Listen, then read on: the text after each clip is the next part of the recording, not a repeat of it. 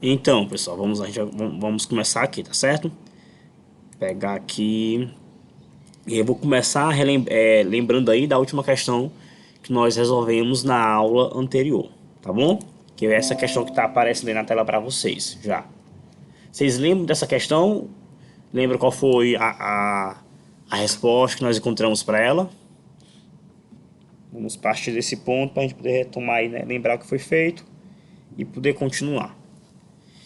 Então, bora lá. Na semana passada, a última questão resolvida durante a aula foi essa que diz o seguinte: Bruno reorganiza as 7 peças abaixo para obter o menor número possível de 12 algarismos. Como estão escritos os 3 últimos algarismos do número de Bruno? Né? Então a gente discutiu essa questão seguinte: que se ele é um número que vai ter 12 algarismos, então ele é um número da classe de quê? Da classe dos milhões ou dos bilhões? Vocês lembram? Sabem me dizer? Um número com 12 Os algarismos. bilhões. Dos. Eu não entendi, por favor, repete. Bilhões. Dos bilhões. Bilhões. Muito bem. Então é um número da casa dos bilhões. Então ele queria saber, ele quer escrever com essas cartelas que ele disponibiliza aí, com esses algarismos que a gente tem visualizando na questão, né, ele queria escrever o menor número possível. Então, para que a gente tivesse o menor número possível, é necessário que naquelas casas, naquela classe, na maior classe, nós tenhamos o que? Os menores algarismos, não é isso? Se eu tenho um número com 12 classes, para que eu escreva ele seja o menor número possível, nas maiores casas, né, nas maiores unidades, nós teríamos que colocar aí os menores algarismos. E só dessa forma nós teríamos o menor número possível. E aí a gente discutiu a questão e vimos que a primeira cartela a ser usada deveria ser a cartela do 113, depois, em segundo lugar, a cartela do 4, em terceiro lugar, a cartela do 5, em quarto lugar, a do 51, em quinto lugar, a do 67, sexto lugar, o 69, sétimo lugar, a cartela do 9, né? E aí nós formamos um número aí, o menor número possível, com os algarismos apresentados em cada uma dessas cartelas. Então, como a questão queria saber, né? Quais eram os 3 últimos algarismos desse número que foi escrito pelo Bruno, nós chegamos à conclusão de que a resposta é o item A, né? 699, 699, que inclusive aqui tá errado, né? Aqui tá 669, mas deixa eu ajeitar aqui essa mesa. Mas deixa eu... Eita, a mesa tá foi só um erro na hora da digitação, mas aqui era para ser um 9. Então 699 e não 69, 669, certo? E essa foi a última questão que a gente resolveu e que nós discutimos na aula da semana passada, beleza? Para hoje, dando continuidade às questões que temos para resolver, eu vou passar aqui para o próximo slide, tá certo? Fazer a leitura para nós podermos fazer a leitura da questão e nós podermos pensar um pouquinho numa maneira de resolver ela, tá certo? E aí essa questão ela mostra o seguinte: o enunciado dela diz o seguinte, ó: qual das seguintes frações de uma volta inteira, qual das seguintes frações de uma volta inteira da roda gigante pode ser rodada? Deixa eu só ajeitar uma coisa aqui nessa questão bem rapidinho, gente, aqui nos slides. Só um detalhezinho aqui, deixa eu ver aqui.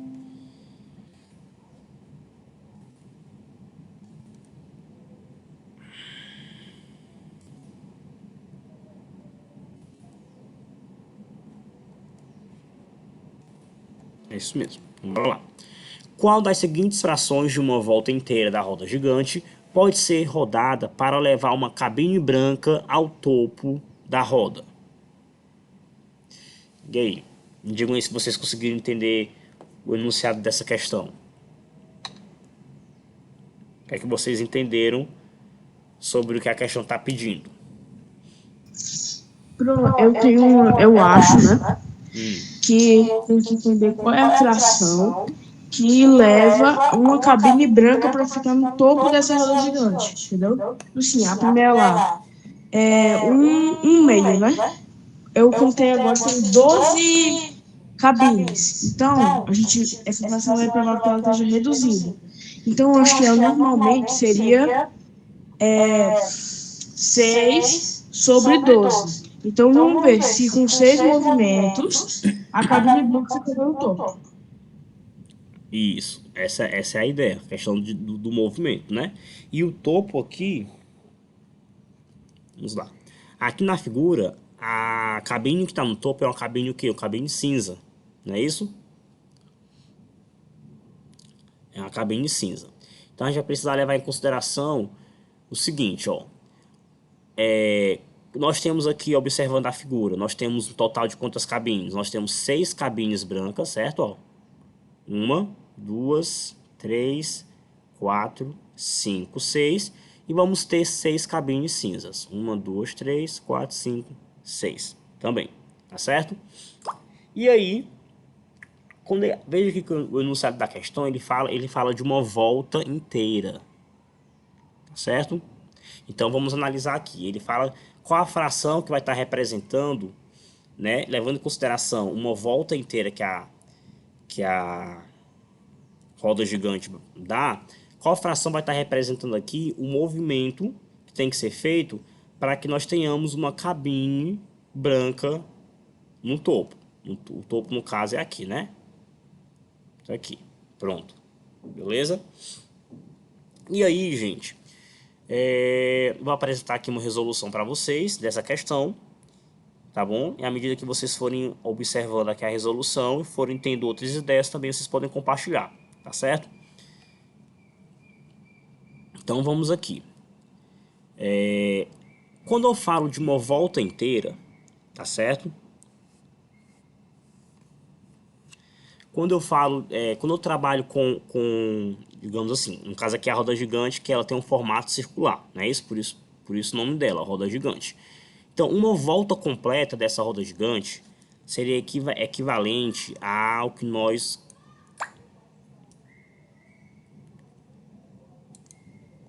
seria equivalente a uma medida, certo? Que nós chamamos de quê? De 360 graus. Não sei se vocês vão lembrar de terem estudado ângulos e a medida de ângulos lá no sexto ano, tá certo? Mas como é que nós vamos pensar aqui? Uma volta completa ao redor de um objeto que é circular, ela representa essa medida de 360 graus, tá certo? E aí, essa volta completa, essa roda gigante, esse círculo, ele pode ser dividido em pedaços, tá bom?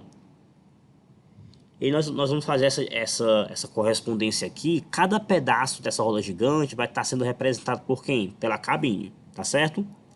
Então ficaria assim, ó. Ficaria 360 graus, representando a minha roda gigante completa, tá certo? A roda gigante completa, fazendo uma volta, dando uma volta completa ao redor da roda gigante, essa volta completa seria representada por 360 graus, que seria a medida do ângulo formado quando uma cabine dá uma volta completa aqui na roda gigante, certo? Como nós temos 12 cabines, o que a gente pode fazer? Pode pegar essa volta completa, que é a minha roda gigante, e dividir ela em 12 partes. Lembrando que cada uma dessas partes é o que? É uma cabine, seja ela cinza ou seja ela branca, tá certo? E aí nós teríamos fazendo isso, pegando a minha roda gigante completa, representada por 360 graus, dividindo ela em 12 partes, a gente obteve o que aqui, ó? 30 graus. Então nós teríamos aqui que cada cabine aqui, ela estaria representando essa medida de 30 graus, certo? Até aqui, tranquilo?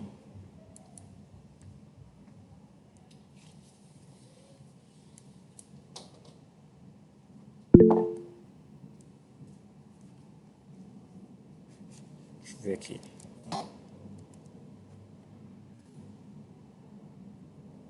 beleza. Ah, boa tarde, Érico. Nem tinha visto que você tinha entrado.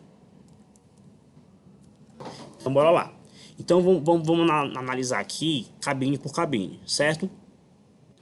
Vamos verificar aqui a fração referente à primeira cabine, que está sendo aqui indicada na figura, tá bom?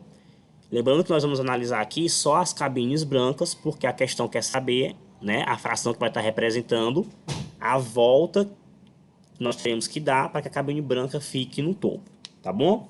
Então, veja só que aqui na figura, já coloquei a numeração, né, ó. Tá aqui a primeira cabine branca, segunda cabine branca, terceira cabine branca, tá aqui a quarta, tá aqui a quinta, e está aqui a sexta, beleza? Lembrando novamente que cada cabine vai estar representando a medida de 30 graus, tá certo? A gente vai avaliar o que? A fração que pode ser montada, formada, aliás, a partir do movimento que cada cabine teria que fazer, tá certo? Então, analisando aqui a primeira cabine, o que é que nós temos? Ela tá aqui, certo? Deixa eu apontar aqui com o pincel. Tá aqui a primeira cabine. Beleza. Para a primeira cabine se movimentar e vir para o topo da roda gigante, certo? Levando em consideração que o movimento que a roda gigante faz é um movimento anti-horário, tá certo? A roda gigante ela vai rodar nessa direção aqui. Tem aqui a primeira cabine, ela vai rodar nessa direção onde eu acabei de colocar aqui a seta, tá certo? Que é um movimento que anti-horário. Né? Vocês lembram desse movimento anti-horário, né? Nós tivemos até uma questão anterior que nós resolvemos, que precisou ter essa noção e esse conhecimento do que é o movimento horário, do que é o movimento anti-horário. Então a roda gigante ela vai se movimentar nessa direção aqui, certo? Um movimento anti-horário. Então o que é que vai acontecer? Quantas posições essa minha primeira cabine ela iria ocupar até que ela chegasse ao topo da roda gigante? Contem aí para mim. Quantas posições a primeira cabine branca ela iria ocupar até ela conseguir chegar ao topo da roda gigante?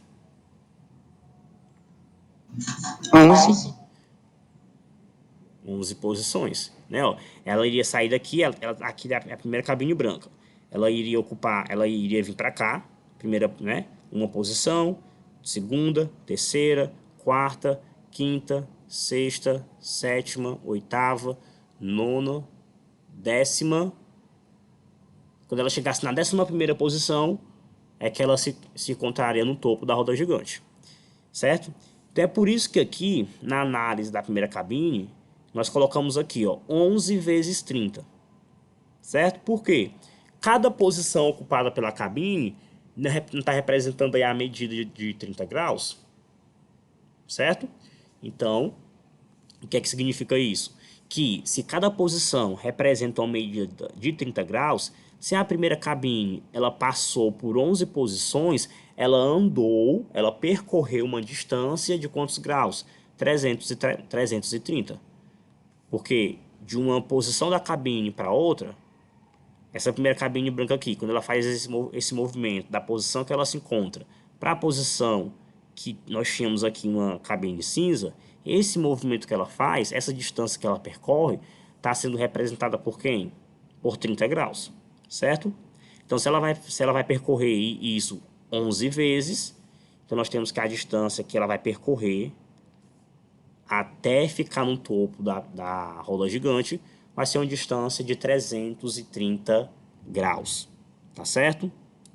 E aí, essa distância percorrida, ela é o quê? Ela é apenas uma parte da distância total da roda gigante. Como eu já mencionei, a roda gigante todinha, a volta completa ao redor da roda gigante é 360. Mas para essa primeira cabine aqui branca, para que ela chegue ao topo da roda gigante, ela não precisa dar uma volta completa. Porque se ela desse uma volta completa, ela não ficaria no topo. Ela acabaria voltando para onde? Para a mesma posição onde ela já estava antes, né? Se ela desse uma volta completa, se ela andasse os 360 graus. Não é isso que a gente quer analisar. A gente quer analisar qual a distância que cada cabine branca vai ter que percorrer para que ela chegue ao topo da roda gigante. E no caso dessa primeira cabine branca, ela vai percorrer apenas uma distância de 330 graus, que é uma parte da volta inteira.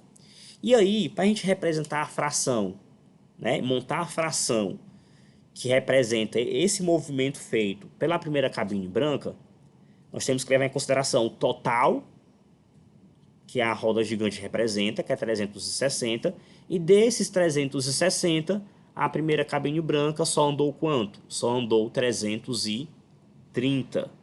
E aí, para montar a fração, a gente precisa lembrar do conceito de fração, que é o quê? A fração ela possui o numerador e o denominador. O denominador ele sempre representa o total, no caso aqui o total que a volta inteira vale, que no caso aqui é 360. Por isso que o 360 ficou aqui embaixo, porque ele representa a minha circunferência, né? A minha roda gigante totalmente. E desse total 360, a cabine branca ela só percorreu 330, tá certo? Por isso que a fração que vai estar representando aí o movimento da primeira cabine é 330 sobre 360, certo? Até aqui tranquilo, qualquer coisa vocês falem, vocês perguntem, tá bom? Pronto. Só que aí, essa fração que nós montamos, a partir dessa noção de que o círculo que representa a roda gigante, esse círculo pode ser representado pela medida de 360 graus, essa fração montada aí, ela tá uma fração, ela não está na sua forma reduzida, né? Como acho que foi o Henrique que comentou, que as frações que nós temos aqui nas opções A, B, C, D e E são frações na forma reduzida. Então, vamos precisar fazer o quê? Vamos precisar reduzir as frações que nós formos encontrando para cada cabine branca, tá certo? Então, para reduzir uma fração, basta a gente simplificar essa fração, tá bom? E aí a primeira simplificação que nós podemos fazer aqui é o quê? Cancelar os zeros. Lembrando aí da técnica do cancelamento. Eu tenho um zero na parte de cima da fração, um zero na parte de baixo. O zero de cima eu posso cancelar com o zero de baixo. E aí fica apenas o quê? 33 sobre 36. Beleza? Mas aí essa fração, eu posso simplificar ela mais ainda. Eu posso simplificar ela fazendo o que agora? Dividido por 3. Dividindo por 3. Muito bem. E aí quando eu faço isso, ó, divido o meu numerador por 3, o denominador por 3, eu vou obter uma nova fração, que seria 11 sobre 12. Tá certo? Então essa fração 11 sobre 12 que nós encontramos agora é a fração reduzida, que está representando o quê? Está representando o movimento que a primeira cabine branca teria que fazer para chegar ao topo da roda gigante. Voltando aqui para o que a questão está pedindo no enunciado, ele quer o seguinte: ele pergunta quais das frações apresentadas abaixo, do item A, B, C, D e E, quais dessas frações ela vai representar o quê? Ela vai representar uma cabine branca, o movimento de uma das cabines brancas aí, né? Para chegar até o topo. Então nós já conseguimos verificar aí que nenhuma das opções está representando a primeira cabine, certo?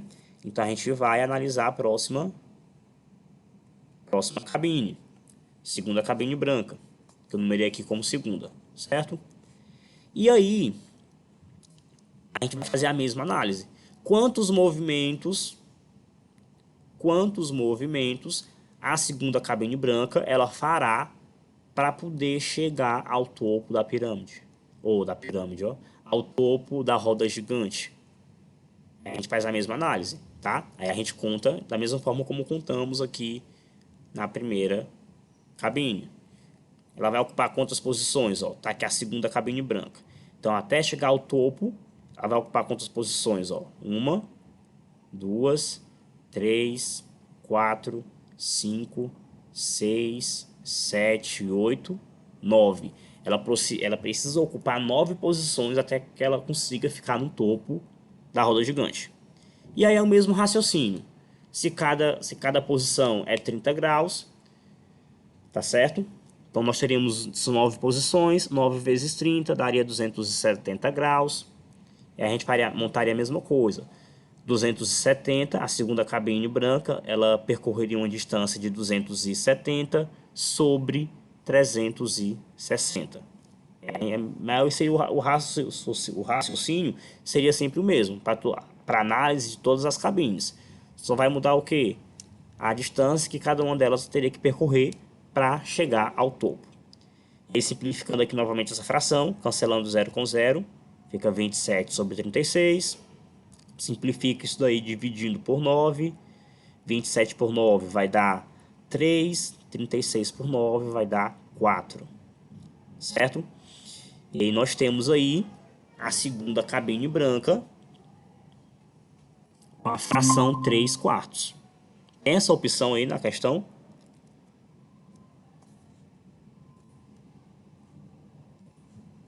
Tem para a letra D. Letra D. Letra D, né? 3 quartos, beleza? Então nós teríamos aí que dessas frações que aparecem aqui, a fração que representa uma cabine branca até o topo da roda gigante seria a fração 3 quartos, representando aí a segunda fração, a segunda cabine branca, tá certo? Então, eu fiz de outro jeito e obtive o mesmo resultado. Pronto.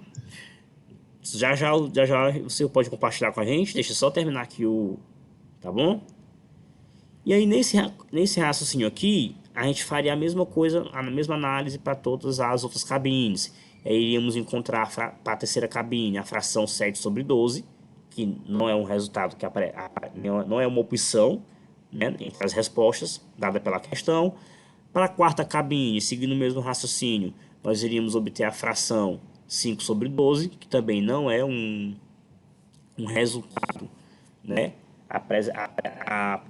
aparecendo entre os itens da questão 2. Para a quinta cabine, iríamos obter 1/4, que também não tem entre as opções dadas pela questão 2.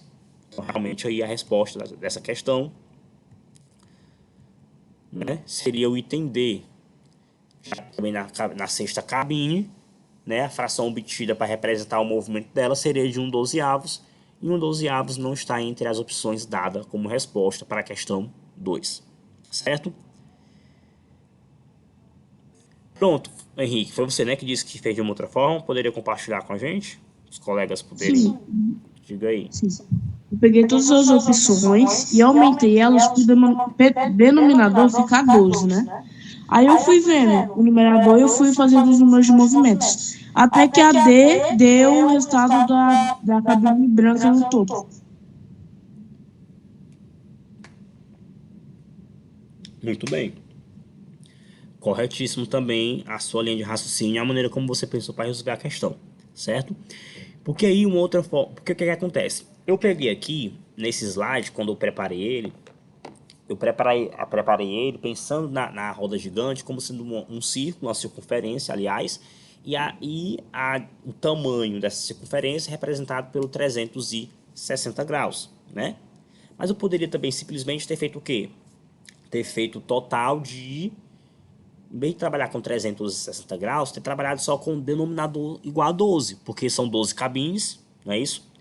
E aí trabalhava com um total de 12 cabines, e depois verificava só a quantidade de movimentos que cada cabine precisaria fazer até chegar ao topo, né? Ficaria até bem mais simples trabalhando com 12 cabines do que os 360 graus, tá certo? Mas eu já aproveitei para a gente, né, além de resolver a questão, a gente poder revisar um pouquinho ainda dessas medidas em graus, tá bom? E aí o que você fez também, Henrique, foi muito válido, viu? Corretíssimos aí. Aí seu raciocínio, o seu pensamento para resolver a questão. Porque se são 12 cabines, considero que, né, a minha circunferência foi dividida em 12 partes, cada cabine sendo uma parte. Então 12 seria o denominador da fração, né, estando na sua forma não reduzida. E aí, reduzindo ela, a gente encontraria aí uma das opções, que no caso aí foi a opção do item D. certo? Ariel, Paloma e Érico. Tranquilo? Sim. Aqui? Sim. Beleza. Então vamos partir aqui para a próxima questão.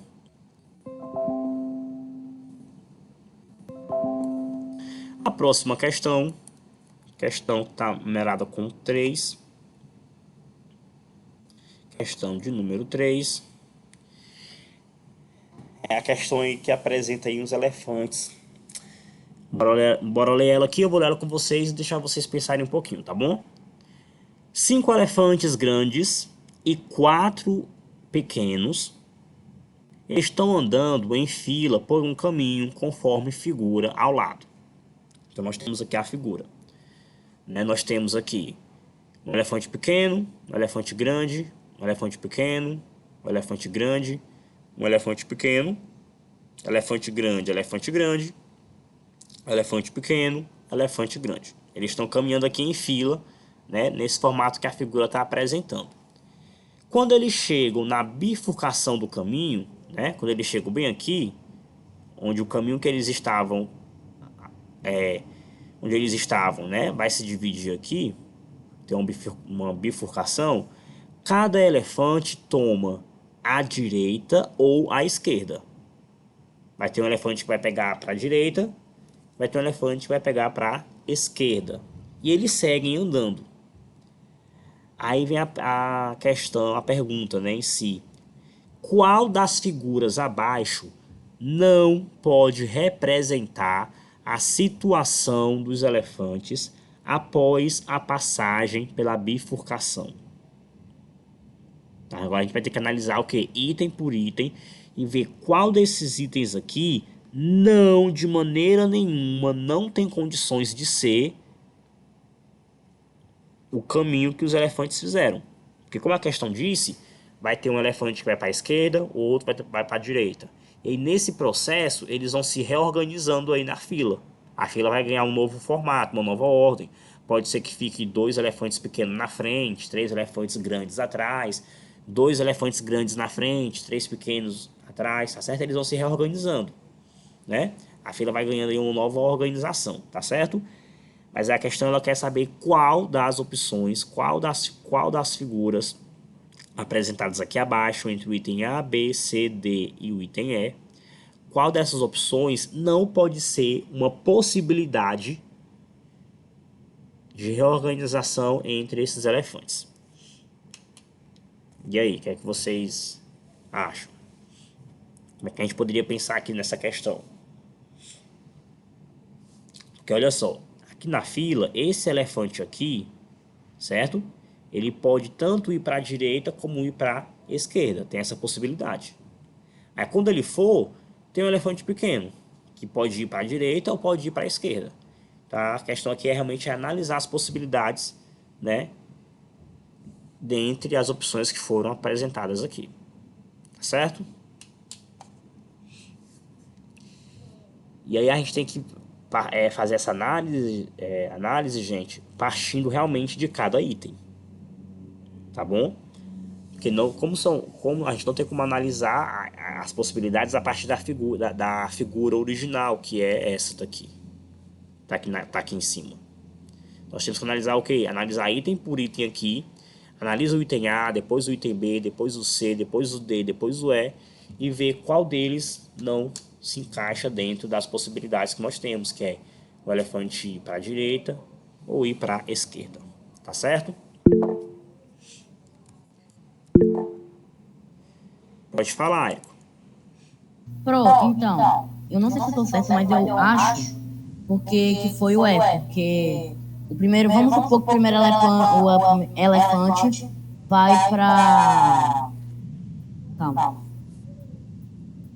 Ah, não, esquece, mudei. É porque eu não tinha pensado. Não, esquece.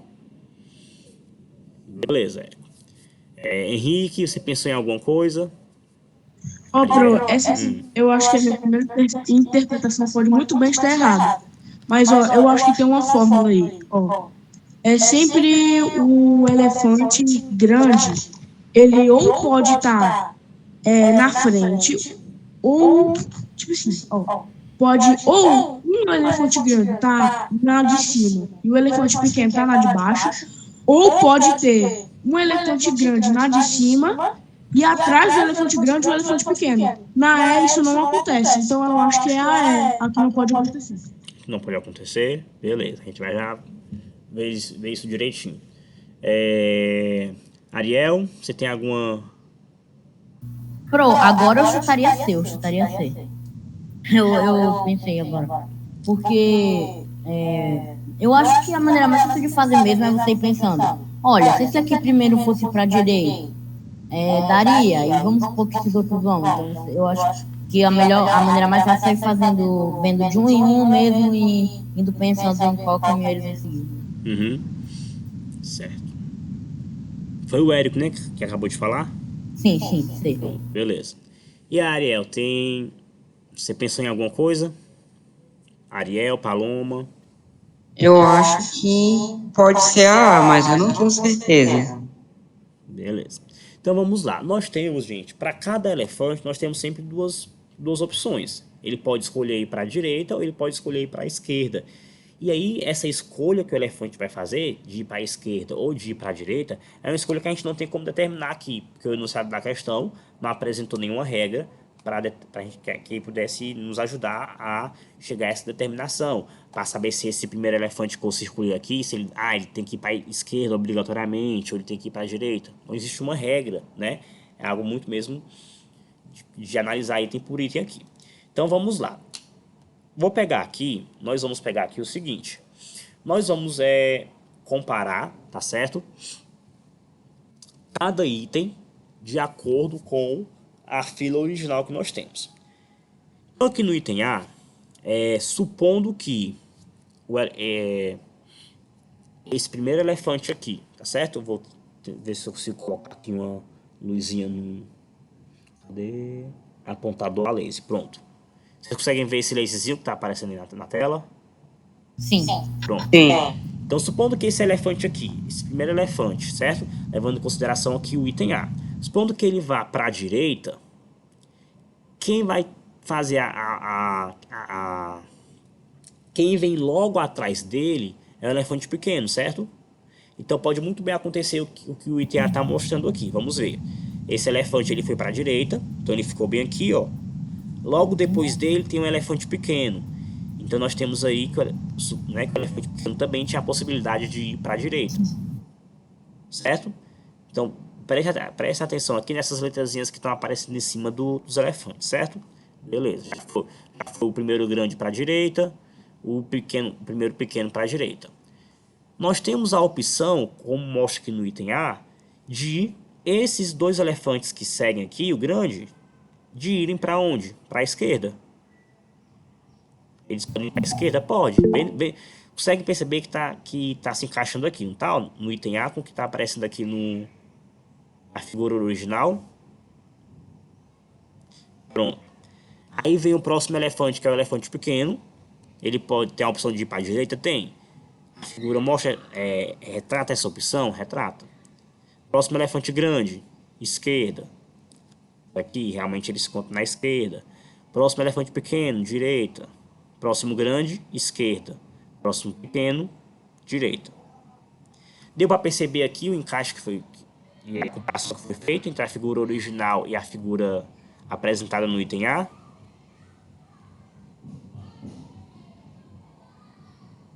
Deu para perceber que essa opção que é apresentada no item A, ela é uma opção válida de reorganização desses elefantes?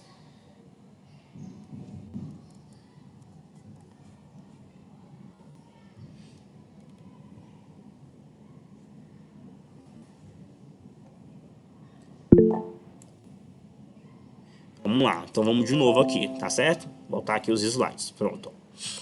Vamos lá. O que é que nós temos aqui na figura do item A?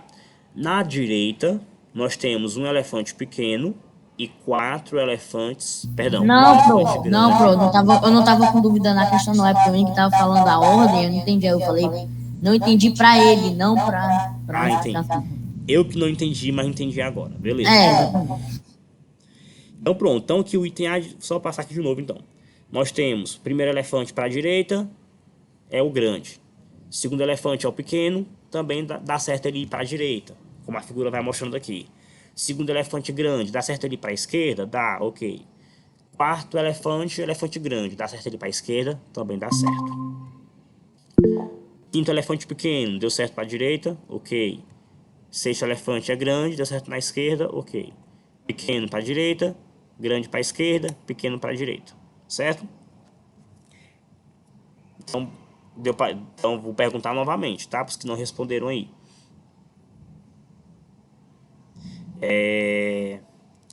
Deu para perceber aí que o movimento, que essa organização aqui apresentada no item A, é uma reorganização dos elefantes possível de acontecer. Entendeu?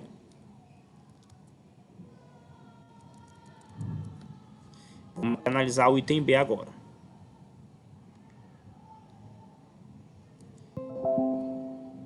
Henrique, você não está conseguindo enxergar muito bem a apresentação? Também granulado, sabe? Não consigo ver direito. Pode ser a internet, ou então pode ser que realmente seja pequeno. Mas deu para você pegar a ideia aqui da análise que foi feita no item A? Deu pra entender. Pronto, vamos aqui para o item B. Então aqui no item A tá ok. A figura que aparece no item A é uma reorganização dos elefantes que é possível de acontecer. Vamos aqui para o item B. Aliás, para o item D, tá? Vou seguir aqui na ordem que aparece no slide. De novo, ó. Primeiro elefante para a direita. É possível ele ir para a direita? Ele está na direita? É possível. Aí o segundo elefante que é o pequeno, para a esquerda. Isso aqui na esquerda. Terceiro elefante que é o grande. Ele tem como encaixar ele na esquerda. Quarto elefante tem como ir para a direita. Quinto elefante pequeno, esquerda. Sexto elefante, direita. Próximo elefante pequeno, esquerda. Elefante grande, esquerda. Pequeno, direita. Então também houve aí uma correspondência, né, possível nessa reorganização apresentada aí no item D. Certo? Próximo item. Então, item A tá ok, é possível. Item D também tá ok, é possível. Item B agora. Elefante grande para a direita, pequeno para a esquerda, ok, dá certo. Elefante grande para a esquerda, ok. Elefante grande para a direita, ok. Pequeno para a direita, grande para a esquerda. Pequeno para a direita, grande para a esquerda. E aí falta o pequeno I. Esse pequeno ele poderia muito bem ir para a direita ou para a esquerda, mas a figura do item B mostra que esse último elefante pequeno foi para a esquerda. Ok? Então, a reorganização do item B também é uma reorganização possível de acontecer. Próximo item, o item E. Nós temos aí primeiro elefante para a esquerda. Segundo elefante pequeno também para a esquerda. Terceiro elefante, que é o grande, para a direita. Quarto elefante, que é o grande, para a direita. Próximo elefante, que é o pequeno, também na direita, ok. Próximo grande, direita. Pequeno, esquerda. Grande, direita. E o último pequeno, esquerda. Também foi uma reorganização possível, né? Se das 5 opções, essas 4 aí já tá ok, são possíveis, só nos resta aí como opção não possível o item C. E aí vamos perceber por que esse item C não é possível, onde é que tá esse problema aí, tá bom? Pronto. Eu fui. Não. Pronto, posso dizer que não é possível? Diga.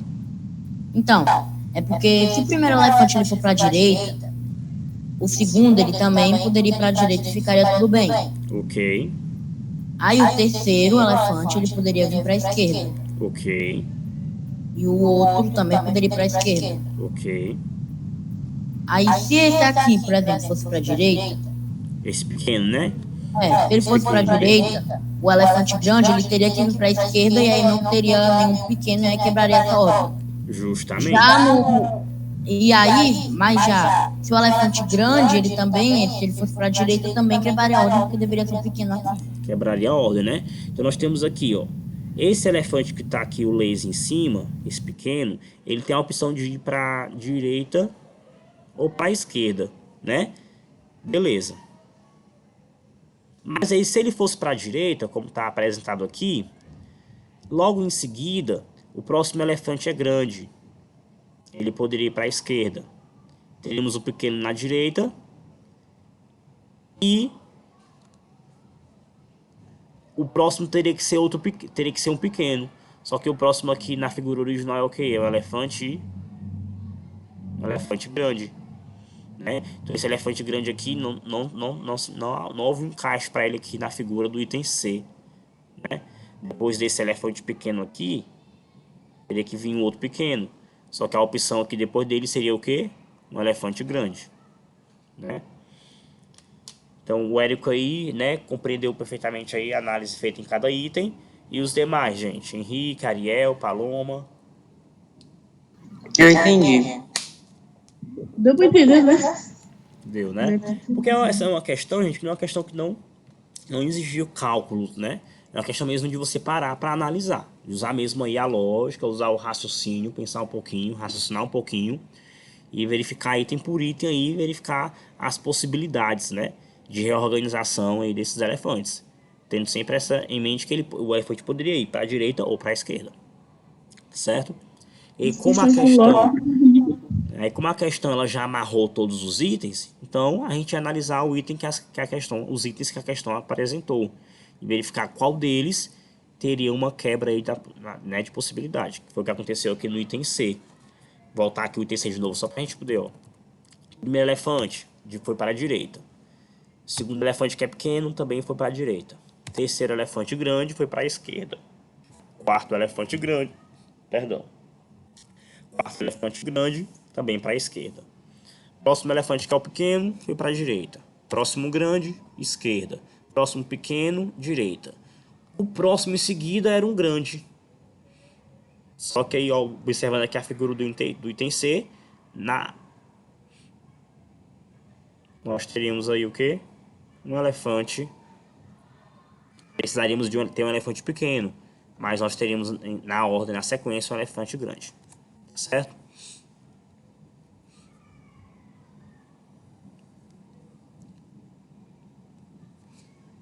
Beleza? Vamos para a próxima questão. Sim. Nossa, isso lógico que precisa de muito tempo pra fazer, né? Pra fazer com pressa. Pois é. E aí que tá, essas questões são os tipos de questões que a gente precisa treinar a resolução delas, treinar resoluções de questões desse tipo, que quanto mais a gente treina, mais habituado a gente fica com esse tipo de questão. E aí menos tempo a gente leva para poder raciocinar, né? O raciocínio ele fica ali ativado para a gente poder gastar menos tempo possível para resolver a questão. Tá certo? Realmente, se a gente não tem muito costume de resolver questões desse tipo, a gente leva um tempinho, né, até fazer no dia da prova, né, até chegar e perceber, né, e qual seria a resposta, ou de que maneira a gente poderia pensar para resolver aquela questão. Por isso a ideia de a gente ter essas aulas com vocês, só a parte de resolução de questões, que a gente vai resolver as questões, a gente faz as questões com calma aqui, nessas aulas, né, e a gente vai se habituando com o tipo de questão, para quando chegar na prova estar já um pouco mais habituado e conseguir na prova em si resolver as questões um pouco mais rápido. Certo? Vamos aqui para a questão 3.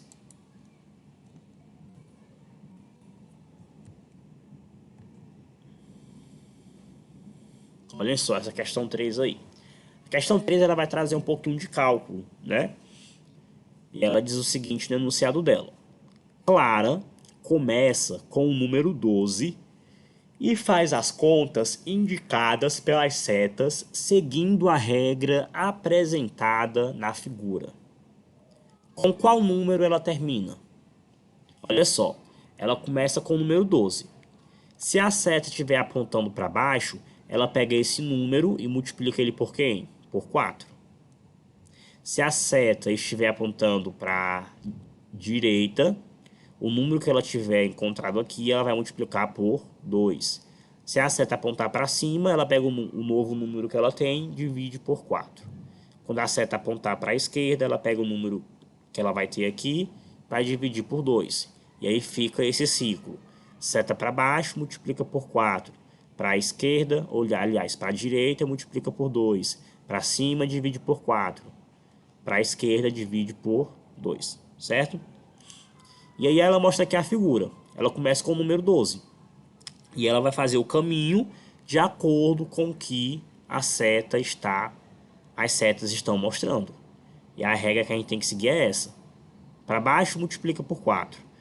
Para cima, divide por 4. Para a direita, multiplica por 2. Para a esquerda, divide por 2. Beleza? Então eu vou deixar vocês tentarem resolver essa questão um pouquinho aí, gente. Pense um pouquinho aí. Eu sei que tem o que? Ela faz um caminho bem mais longo, né? São quantas setas nós temos aqui, ó. 1, 2, 3, 4, 5, 6, 7, 8, 9, 10, 11. São 11 setas. 2, 4, 6, 8, 10, 11. 11 setas em sentidos diferentes. Então a gente vai fazer muita multiplicação por 4, muita multiplicação por 2, divisão por 4, divisão por 2. E eu vou dar um tempinho para vocês pensarem aí, né? A questão quer saber com qual número ela vai terminar, depois de percorrer todo esse caminho aqui indicado por essas setas pretas.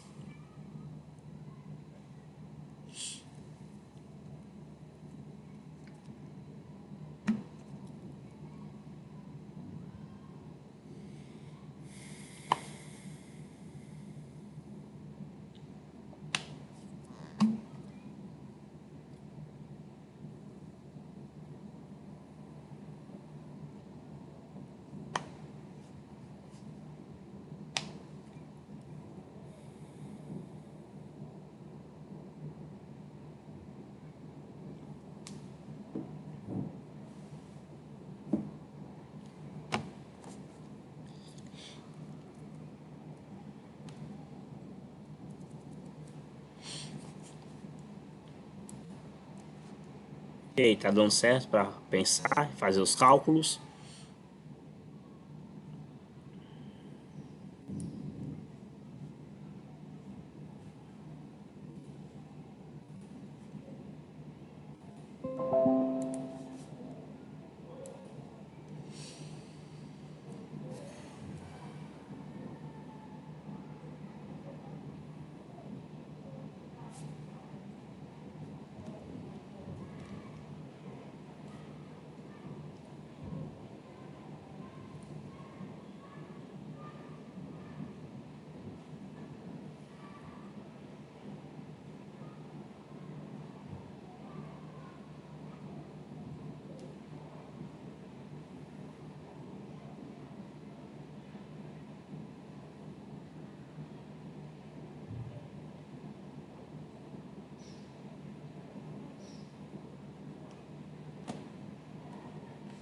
E aí, gente, como é que tá aí?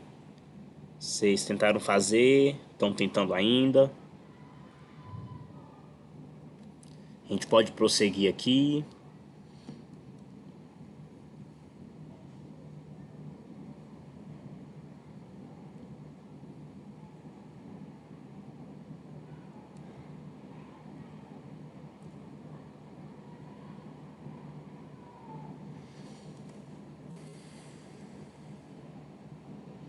Eu vou seguir aqui, tá bom, pessoal?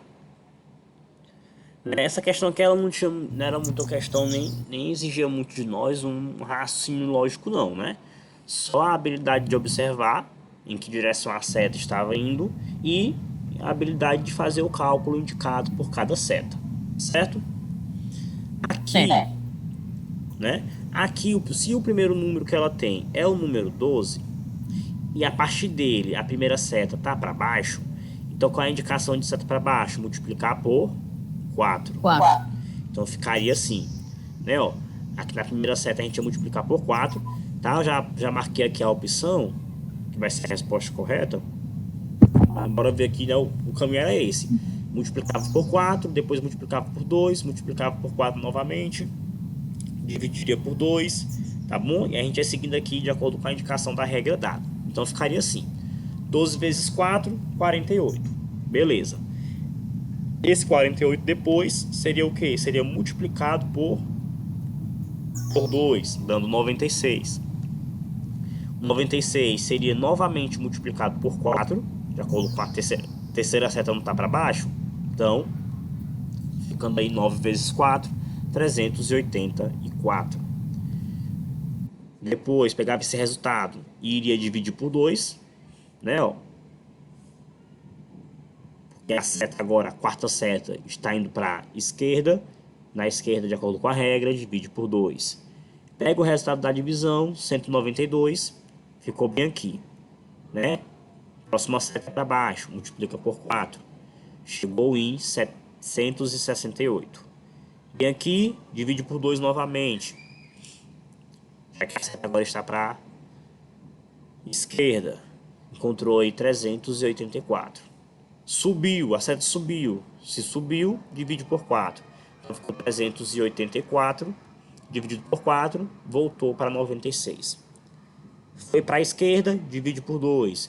Então fica 96 dividido por 2, 48. Subiu novamente, pega esse 48, divide por 4. Tá? Chega em 12. Foi para a direita, multiplica por 2. 12 vezes 2, 24.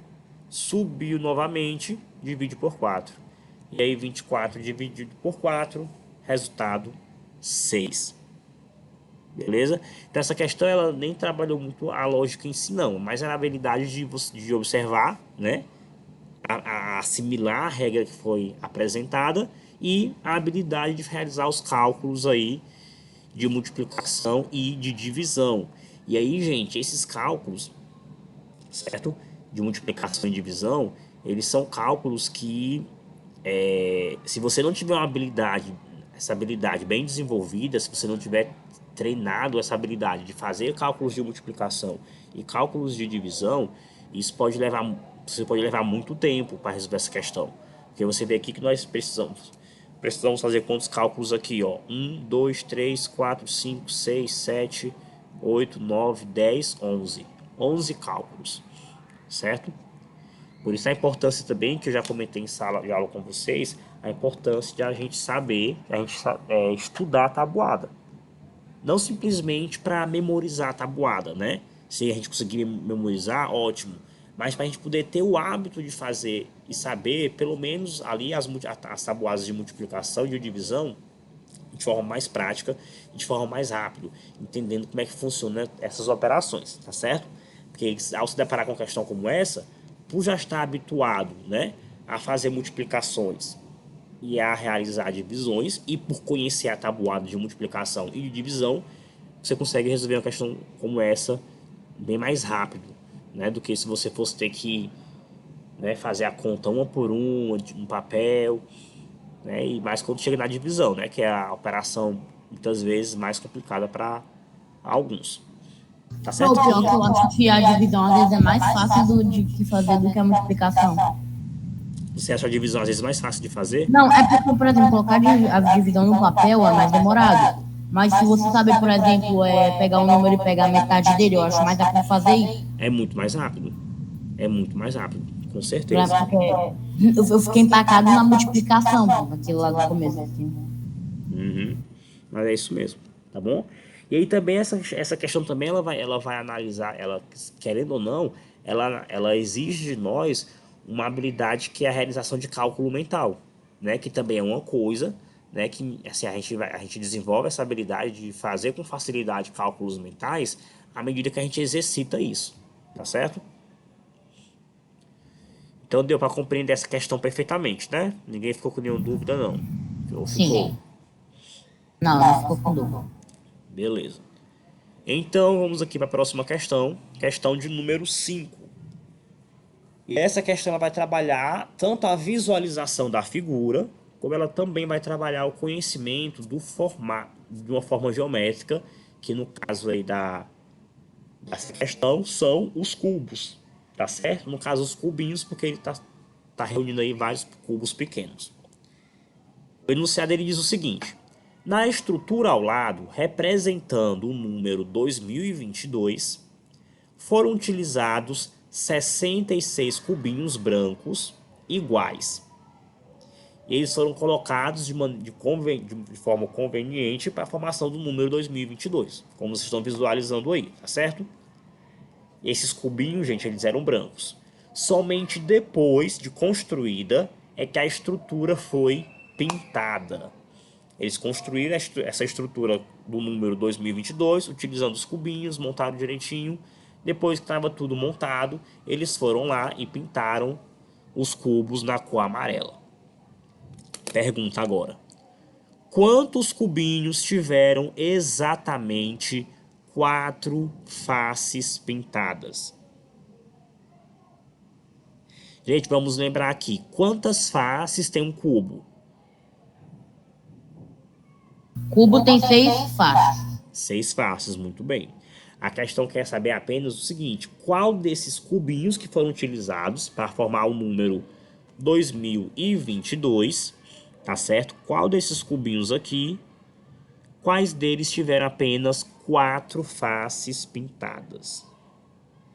Eu vou dar um tempinho para vocês analisarem aí, tá bom? E vocês poderem perceber isso. Quais desses cubinhos tiveram apenas 4 faces pintadas?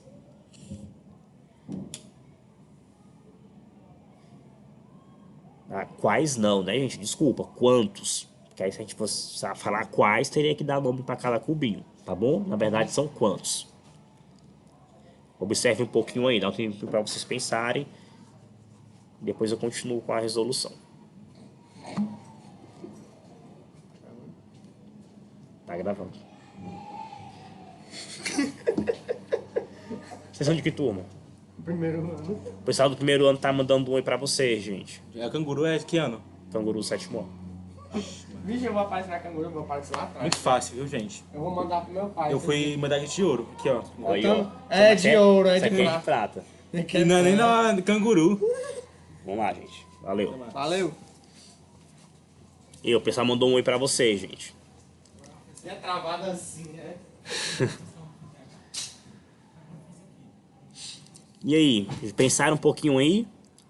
Quantos cubinhos aí tiveram 4 faces pintadas? Pronto, então, eu consegui descobrir um padrão. Diga, pode dizer. Então, como o cubo tem 6 faces, para descobrir quantos ao todo, quantos cubinhos tiveram exatamente 4 faces pintadas, eu fui contando quais cubos tinham, encostavam em 2 cubos. Porque se ele encosta em 2 cubos, ele não tem 2 faces pintadas. E 2 menos 4, quer dizer, 6 é igual a 4. Então, e como o número 2 repete várias vezes, sabendo o tanto de cubos do número 2, dá para multiplicar por 3. E aí depois é só pegar o do zero, que facilita as coisas. Justamente. Muito bem pensado, muito bem raciocinado e muito bem explicado, viu, Érico? Os demais colegas entenderam o que o Érico falou? Henrique, Eu não entendi Ariel... Eu não entendi o que a questão pedia. O que a questão está pedindo? Certo, vou falar novamente. Paloma, como é que tá aí, Paloma? Paloma bem caladinha, não disse nada ainda, nem que sim, nem que não.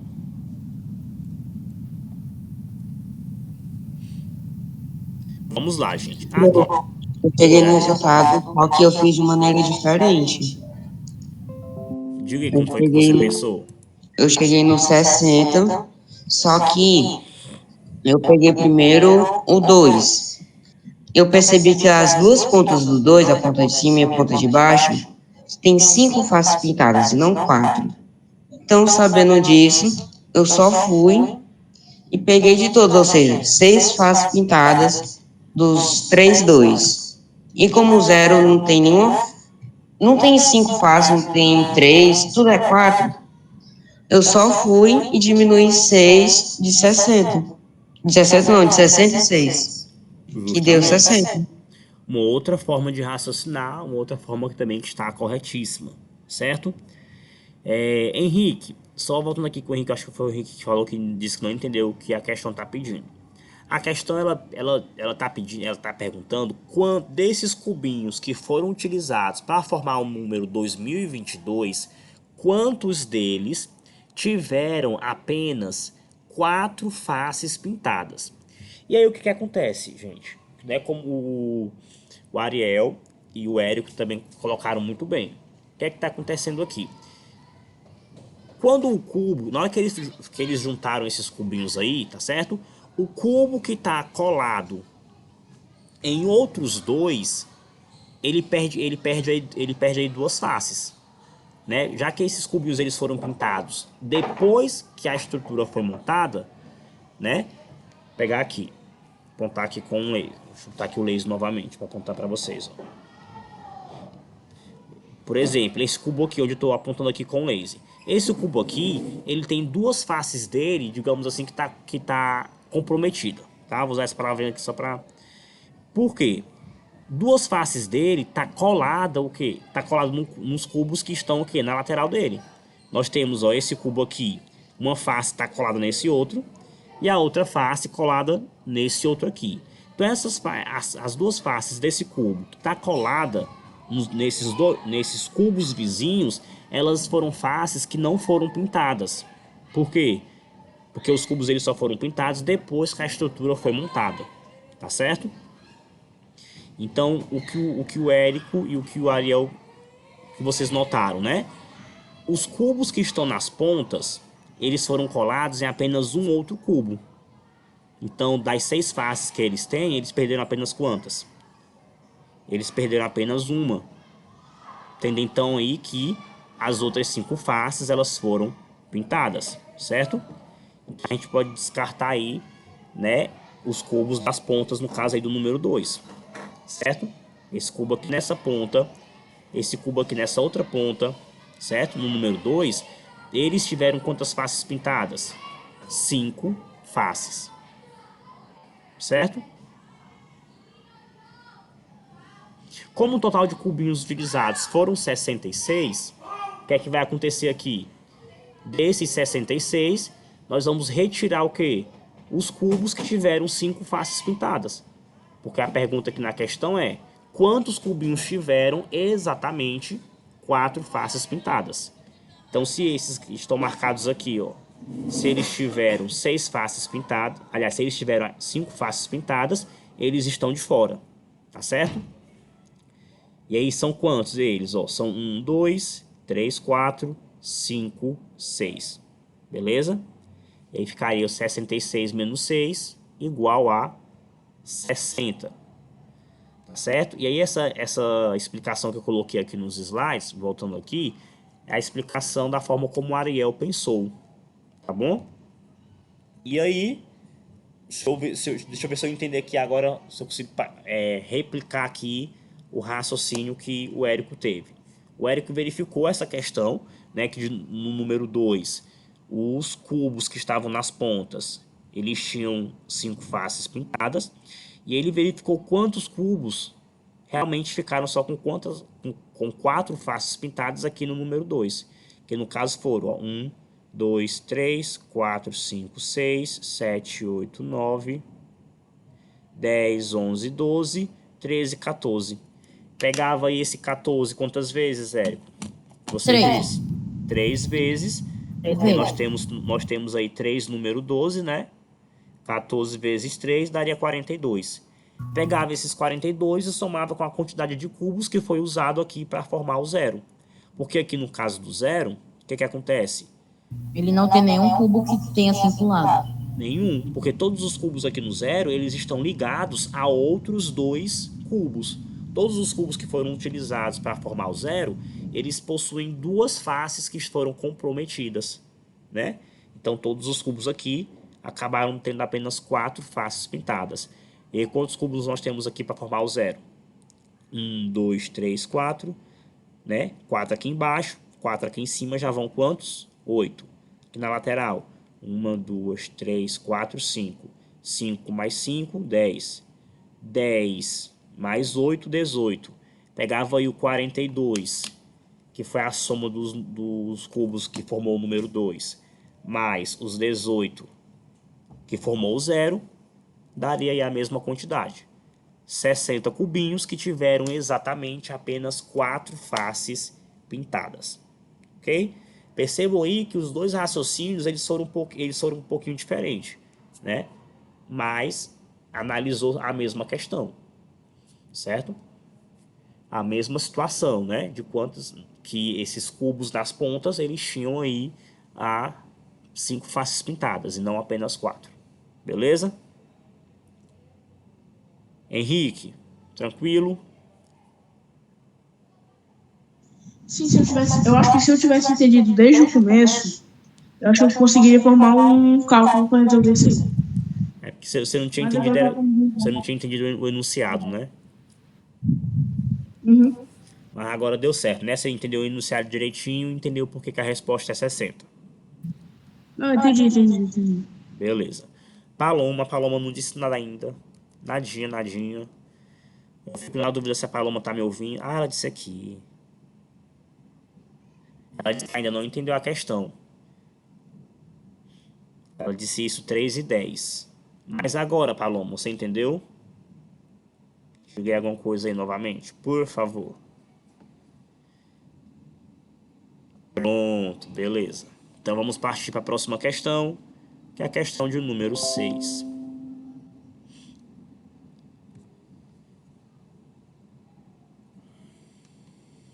E aí, novamente, essa questão aqui de número 6, pessoal, nós vamos ter que fazer uma análisezinha de item por item, parecida com o que foi feito naquela questão do elefante, tá certo? Então, bora ler aqui o enunciado. Raíssa, ela tem 4 fichas brancas e a Vânia tem 4 fichas cinzas.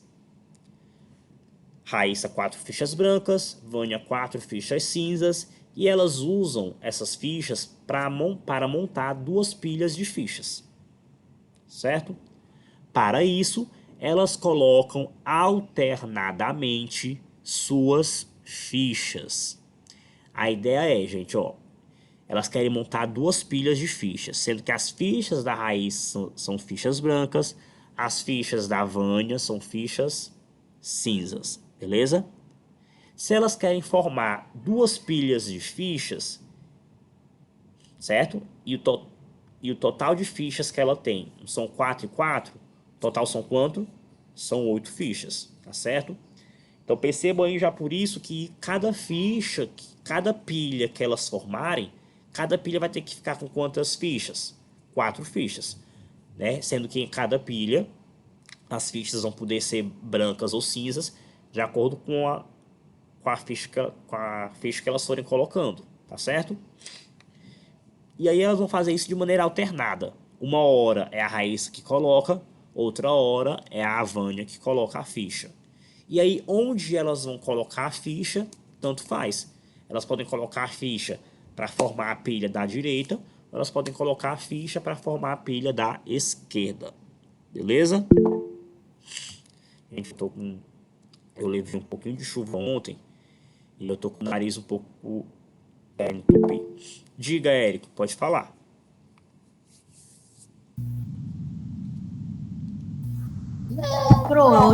Eu acho. Pode dizer o que você acha.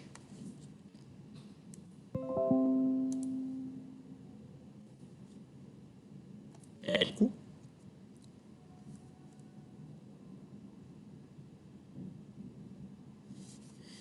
A conexão caiu. Érico, pode ver se você consegue falar agora aí, que a minha conexão aqui na internet caiu um pouquinho, mas já voltou. Estão me ouvindo agora? Termina de explicar. Não, Érico, mas eu não te ouvi, porque aqui a internet pra mim ela caiu. E eu só tô retornando agora. Vocês nem não Não, viram. era. Ah, não precisa. Era besteira, Rapaz, não. eu queria ouvir o seu conhecimento, homem. Não deu pra Não, ouvir. mas é porque eu já tinha terminado de. Eu acho que eu já disse que eu tinha que dar a resposta. Mas aí eu deixo você terminar de explicar. Vamos lá. No final que tu foi falar que a internet caiu e eu esperando tu falar, e quando eu olhei aqui, tava quase desconectado já da sala.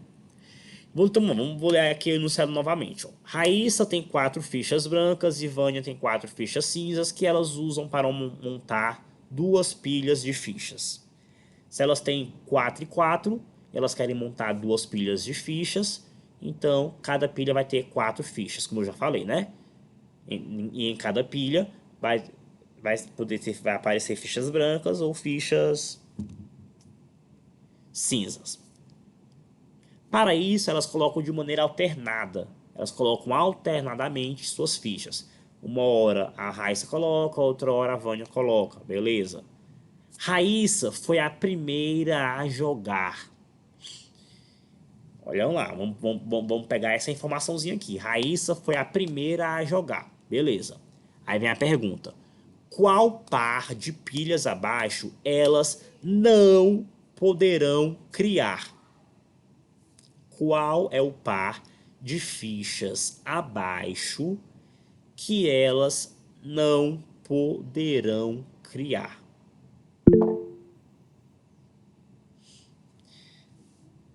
Vamos lá?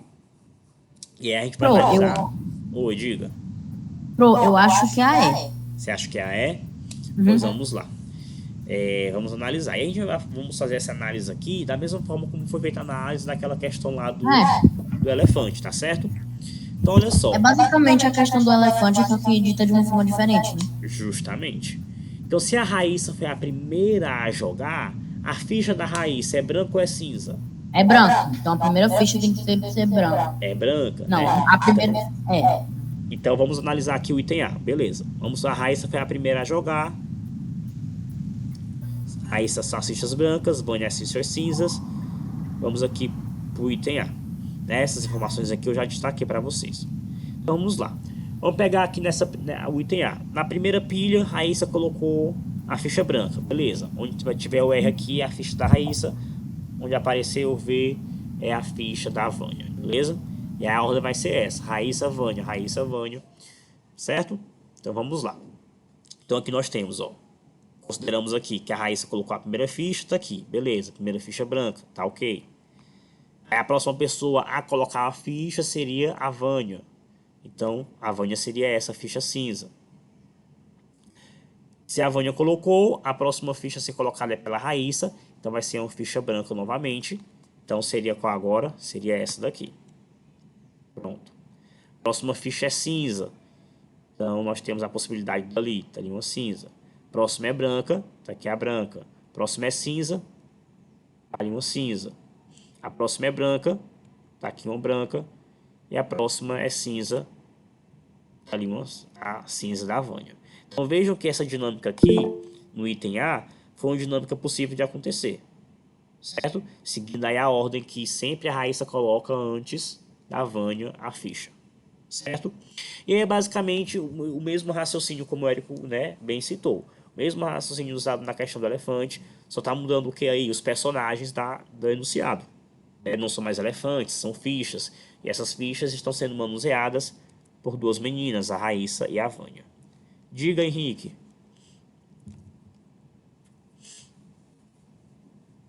Eu fiz isso no papel, sabe? Eu peguei as fichas brancas, eu fui tentando refazer como é que foi. Eu peguei a ficha branca, fiz o mais, que negativo, fui tentando até que eu não consegui.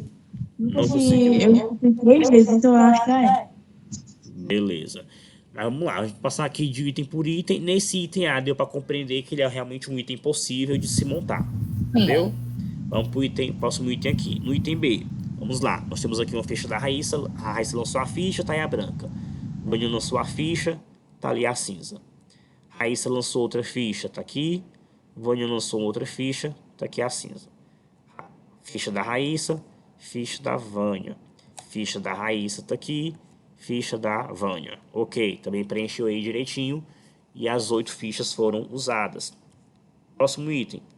Raíssa, Vânia. Raíssa, Vânia. Ficha da Raíssa, ficha da Vânia. Aí vai aqui, ficha da Raíssa, ficha da Vânia. Também deu para encaixar aí as 8 fichas nesse modelo apresentado no item C. Item D, Raíssa, Vânia tá ali do lado, Raíssa aqui, Vânia ali do outro lado, Raíssa, Vânia, Raíssa novamente e Vânia. Também deu para encaixar. E aí, como foi o Henrique, né, que falou que achava que é o item E. Sim. Pronto, vamos Foi aqui. Foi, Vocês dois, né? Beleza. Então aqui no item E, vamos lá. Raíssa lança a ficha, tá aí a ficha branca. Então a próxima ficha a ser lançada tem que ser uma cinza. e ele vai bater justamente com essa cinza que está aqui na pilha da direita. Ok, bateu. Próxima ficha a ser lançada tem que ser uma branca. Tem uma branca aí? Tá aqui, pronto, bateu. Próxima ficha a ser lançada tem que ser uma cinza. Ok, bateu aqui. Já que agora essa última ficha lançada foi uma cinza, a próxima tem que ser o quê? Branca. Branca. Só que na sequência que aparece aí, nós temos duas fichas cinzas, ó. Temos uma cinza aqui e temos outra ficha cinza aqui. Como na sequência a próxima ficha a ser lançada seria pela Raíssa e as fichas da Raíssa são fichas brancas, então nós temos aqui uma estrutura que é impossível E de elas pronto. voltarem. E mesmo se você tentasse fazer dessa maneira, em vez da Vânia colocar na pilha da direita e colocar na pilha da esquerda, e a Raíssa colocar na pilha branca de cima, aí vamos. Calma. Eu não entendi. Repete, Olha, por favor. se a Vânia, em vez de ter colocado nessa ficha cinza da direita, colocado na esquerda, e a Raíssa colocar aqui em cima, a Van ainda não daria para a Raíssa colocar uma ficha branca aqui. Não daria, né?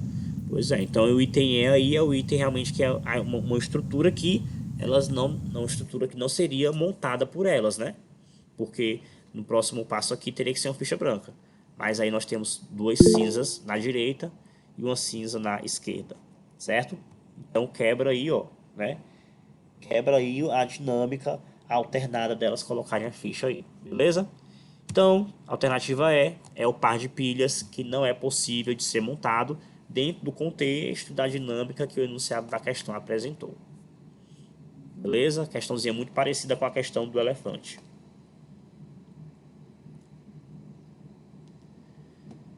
A próxima.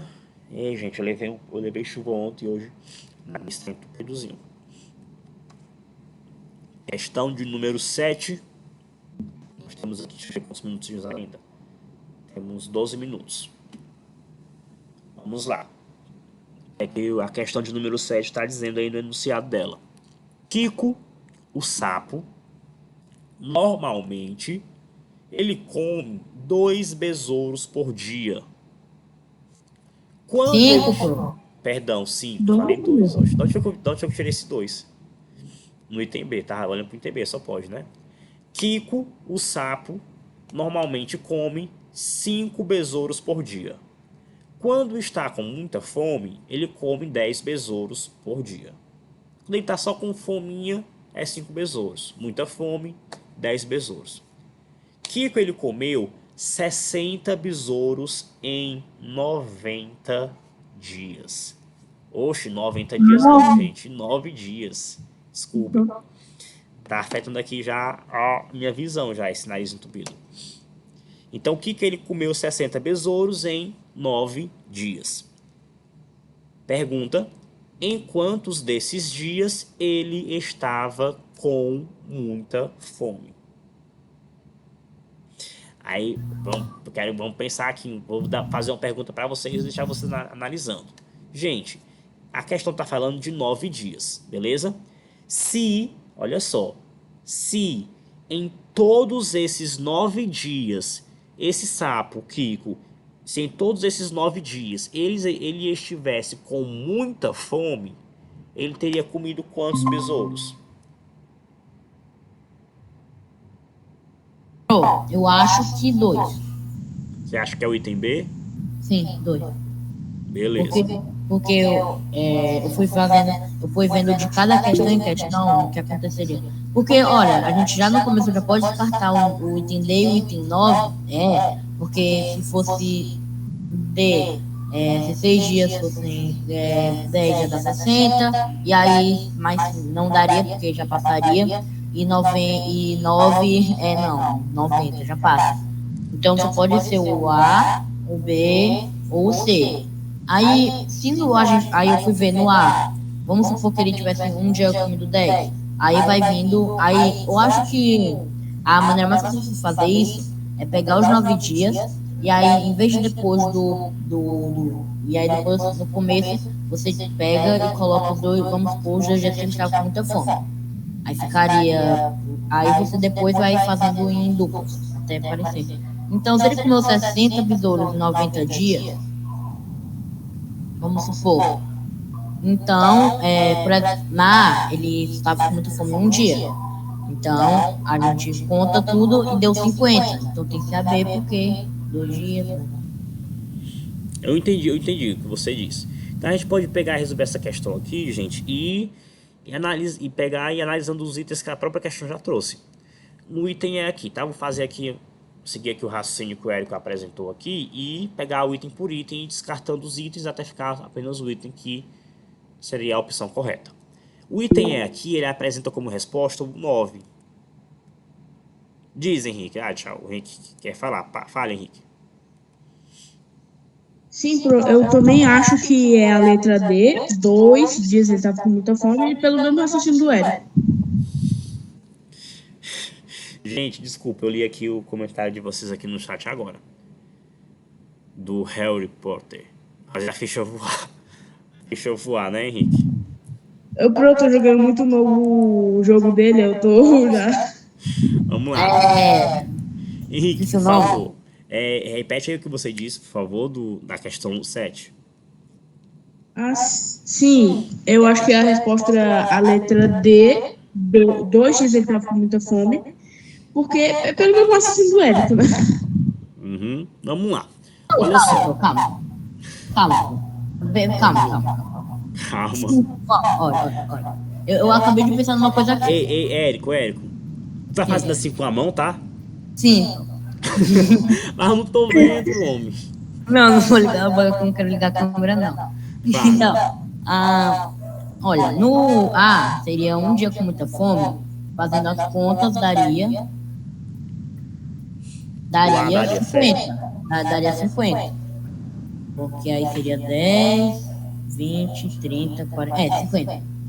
No B, ele só adicionaria 5, não? Porque seria 10. Então, 10 não daria 55. Porque mudaria para 10, então é C, porque daria mais 2, o que daria mais 10, o que daria 60. Vamos lá. Olha só. A pergunta é, ele só quer saber desses 9 dias, quantos desses dias ele teve muita fome. E o que é que nós sabemos? Que quando ele tem muita fome, ele come quantos besouros? 10 besouros, certo? Vamos pegar aqui. Para não ir direto logo na resposta, bora analisar aqui os itens, tá bom? Vamos pegar aqui o item E.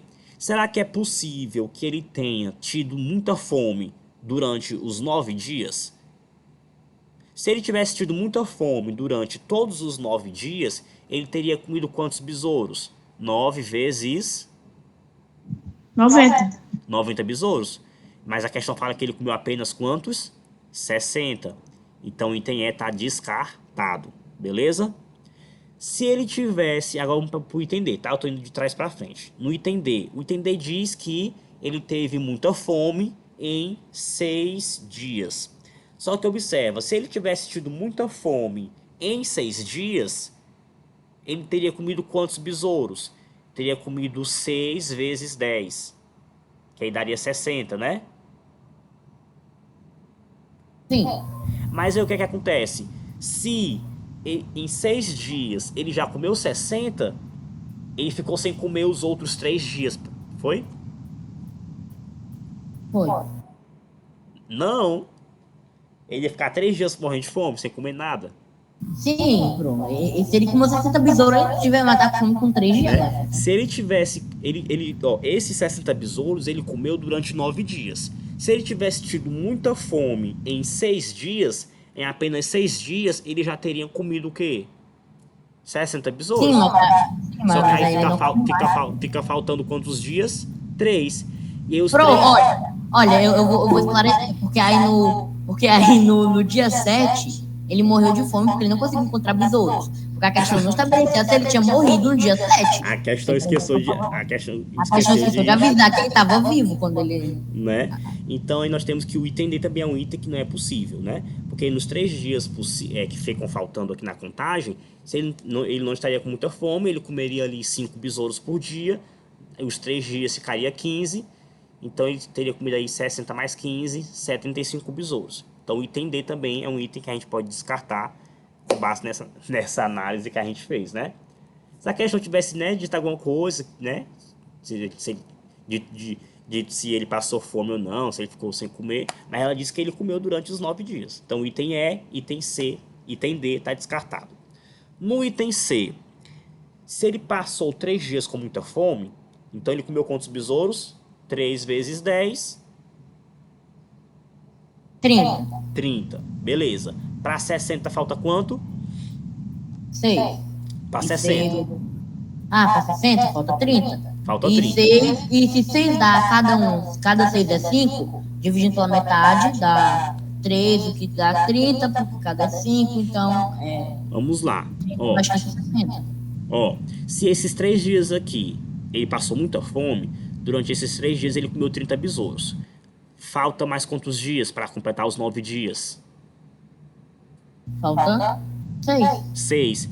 E aí, para esses 6 dias, ele teria tido pouca fome e teria comido em cada dia 5 besouros. 6 vezes 5, 6 é 5. 6 é 5, sim. 6 é 5 igual a 30. 30. Na metade de 60 é 30. Mais os 30 que nós já tínhamos, fecha os 60. 60. Ainda bem que eu mudei minha resposta do C. Eba, ainda acertei. Né? Então, deu para perceber aí que essa quantidade de 3 dias com muita fome é uma quantidade que se encaixa, né? Sim. Beleza. Vamos ver aqui o item B e o item A. No item B, se ele ficasse apenas com 2 dias com muita fome, durante esses 2 dias de muita fome, ele teria comido aí 20 besouros, correto?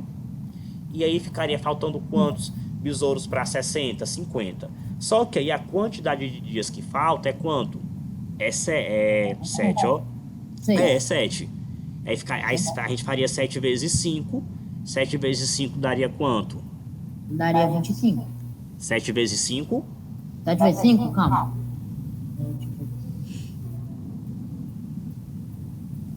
Está em fase de... Ajudem aí o Érico, pessoal. 7 vezes 5, quanto, gente?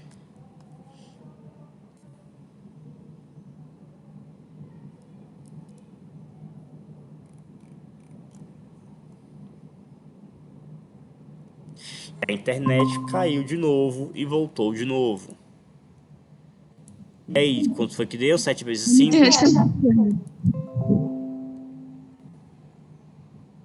Não, pro. E 5, pro. 35. 35 mais os 20 daria quanto? 55. Mas ele não comeu só 55, ele comeu quanto? 60. 60. Então, o item 2 também descartado. E o item 1 é que vai ser descartado mesmo. Porque se ele teve apenas um dia de fome, nesse um dia de muita fome, ele comeu 10. Nos outros 8 dias, ele teria comido 5. Aí ficaria 8 vezes 5, 40. 40 mais 10, 50. Não, a conta não fecha, né? Então aí, nossa resposta é o item C, beleza?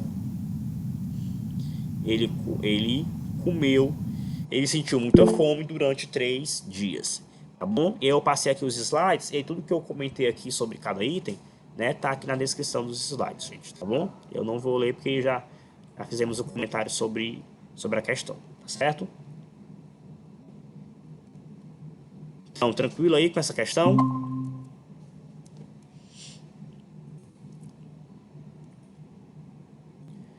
Pronto, a Paloma colocou aqui. Cadê? Esses meninos. Então, gente, a questão foi tranquila de entender. O enunciado, a resolução dela. Eu acho que seria mais difícil, por exemplo, porque eu acho que 5 e 10 é mais fácil de contar. 5, 10, 15, 20. Aí eu acho que isso, por exemplo, se eu tivesse colocado 13 e 6, aí eu acho que já seria bem mais difícil. Mas como foi 5 e 10, eu acho que facilitou muito. Ficou fácil de fazer a contagem, né? Sim. Então, gente, nós vamos ficar por aqui, tá certo? Nosso tempo já encerrou. E a gente retorna aí na próxima semana não, porque próxima semana, né, as nossas aulas, como são terça e quarta-feira, elas vão pegar aí os dias do carnaval, tá certo? Então a gente volta... Tem aula terça e quarta-feira. Oi? Não, desculpa, é que eu falei terça e quarta-feira sou eu que tenho, né? Com vocês é na quarta-feira. Só que como quarta-feira que vem vai ser o dia. A semana que vem é semana de carnaval, então quarta-feira não vai ter aula, tá certo? A gente vai se encontrar agora só dia 1º de. Olha aqui no calendário. Dia 1º de março. Próxima aula do canguru, tá certo? Certo. Beleza? E aí a gente retorna para resolver mais questões e discutir mais resoluções. Prof, peraí. Diga. Bom, de 9 para 7, 7 que é uma semana, de 9 para 7 é 2, né? Então, isso aí quer dizer que uma semana é o resultado de 60 menos 10, né?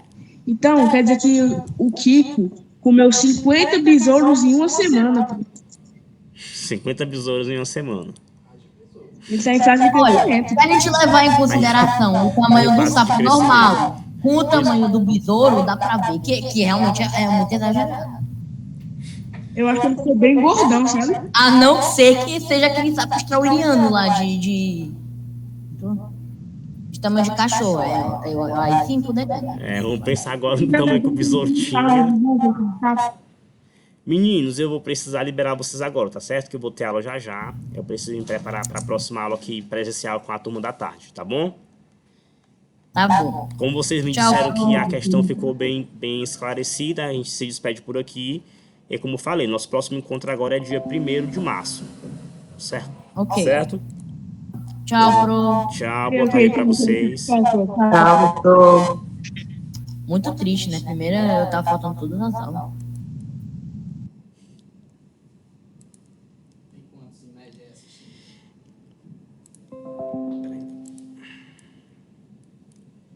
Vieram 4 hoje.